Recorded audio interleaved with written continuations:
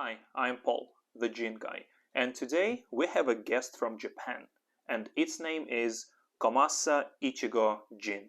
Let's get going.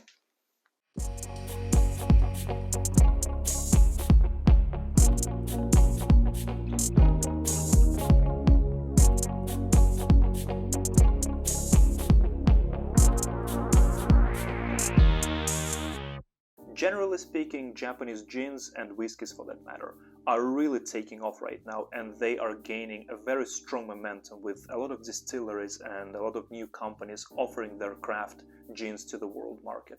Komasa is one of those distilleries that currently has 3 gins in their lineup: citrus infused, tea infused, and this one, which is strawberry infused gin. The distillery itself is located in the southwest of the country, in a place called Kogashima, which is nicknamed the Naples of the Eastern world, and is also a home to many strawberry farms. Hence, the name of this gin, Ichigo, which simply means strawberry in Japanese. At 45% ABV, or alcohol by volume, this is a very strong gin, and it comes in a rather small, plain-looking 500ml bottle, and you can see that it has strawberry references all over the place.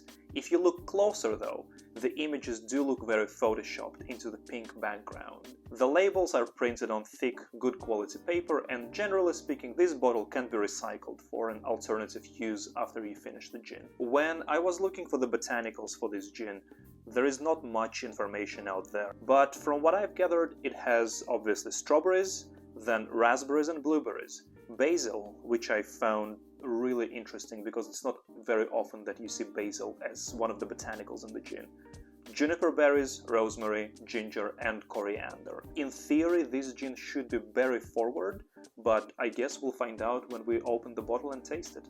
As soon as I opened the bottle, there's that slight hint of strawberries that just punched through the air. It pours thick, maybe because it's due to its high alcohol content, it's 45%. But anyways, let's give it a sniff and then a taste. Very, very nice strawberry, really mellow. You would think that when you read a description like infused with strawberries, you would think that they would punch you in the nose, and that's the main botanical, but in this case, this is not it. And there is that strange mentholy smell that clears your nostrils up, if you will, but it's not pungent. Could be a combination of rosemary and ginger, or maybe even basil. This is much better than I expected.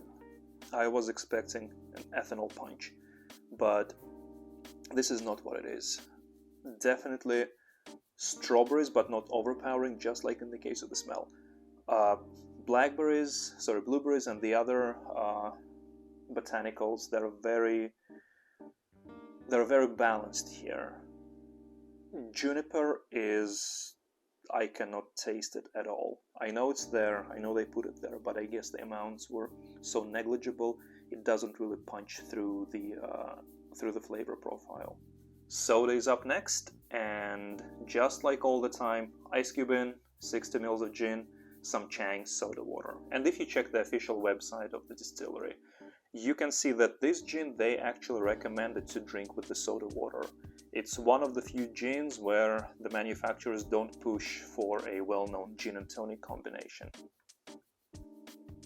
The strawberries are a little bit subdued, and the rest of the botanicals are just mixed, kind of, they balance each other out. Tastes like a strawberry souffle that is not very big on strawberries. It's very creamy. It just tastes thick. And it's kind of funny because my girlfriend, who is not a fan of the gin, she said, she said, "Oh, you said it tastes creamy and thick. Let me give it a try." She smelled it, and again, she doesn't drink gin at all. It's like one of her least favorite drinks. She described it as it smells like death. I do like it, obviously, if you're not a fan of the gin, or if you don't drink gins at all. This one probably will not be the best introduction to the gin. I would stick with something else, But if you're an experienced drinker who tried many different varieties and gin is indeed your thing, I would definitely give it a go with the soda water. Ice cube, gin, fever tree, tonic water.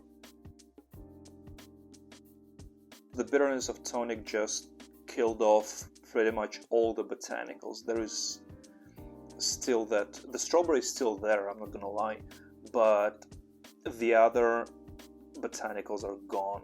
And I guess it's kind of like the case with a lot of things Japanese, where they, let's say, speaking of sushi, right, where they prepare a piece of sushi in a certain way. You're not supposed to put too much or too little of, so it should be measured just right. And I guess that's the case with the Komasa gin and the tonic water. The tonic water is just, it has no place there really. So we tried Komasa Ichigo gin straight, with the soda and with the tonic water. Drinking it straight is nice, but it's a little bit too strong for my personal taste. When you have it with the soda water, it brings out most of the botanicals that are important to this gin. So you have your strawberries, you have your that cooling effect from what I assume is rosemary and ginger, probably basil as well, because it has some herbal presence there, so that's probably what it is.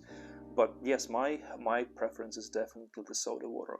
And for the tonic water, don't get me wrong, this is a very good gin and tonic with some strawberry syrupy thing sprinkled on top of it, if you will. I don't think that a complete novice should get this gin, because those botanicals are so finely selected. If you're not used to the taste of gin, you might find it a bit funky, as my girlfriend did. And finally, even though I'm not a fan of food in my drink, so I will not put these finely selected local Beijing strawberries into the drink, but I'll have it with them. So let's give it a go. Let's have a strawberry with that's nice, with the gin straight. Nah, still too strong. Soda water.